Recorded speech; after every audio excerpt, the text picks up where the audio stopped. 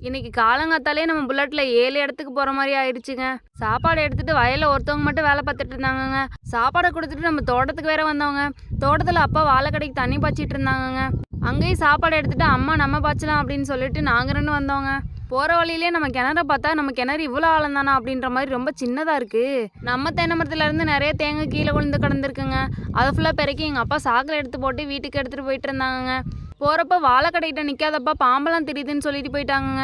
நான் வேற பயத்திலே நடந்துட்டு இருந்து பார்த்தா ஒரே பாம்பு சாட்டங்க. அது என்னமோ தெரிலங்க, பாம்புன்னு போன்ல வந்தா கூட நான் பார்க்க மாட்டேங்க. அந்த அளவுக்கு பயமா இருக்குங்க. என்னதான் அவ்வளவு பயமா இருந்தாலும் அதை கொஞ்சம் கூட நான் வெளியில காட்டலையே. நம்ம அப்படி கெத்தா மெயின்டைன் பண்ணி நடந்துட்டு இருக்கல எங்க அம்மா தண்ணி அடைச்சிட்டு இருந்தாங்க. தண்ணியை மாத்தி விட்டு பக்கத்துல புல்லு பிடிங்கிட்டு இருந்தாங்க. சரி நானும் போய் பொறுப்பா பிடுங்குறேன் அப்படின்னு சொல்லிட்டு பார்த்தா காலில் ஒரு 10 முள்ளு மொத்தமா குத்தி விட்டுச்சுங்க. இந்த தடையெல்லாம் தாண்டி நம்ம புல்லு பிடுங்குறதுக்குள்ள எங்க அம்மா அருவா எடுத்துட்டு போய் புல்ல எடுத்துட்டு ஒரு கட்டா கட்டி என்னை புல்லட்ல ஏற்றி வீட்டுக்கு கிளம்பும் போதா அப்படின்னு சொல்லி அனுப்பி விட்டுட்டாங்க.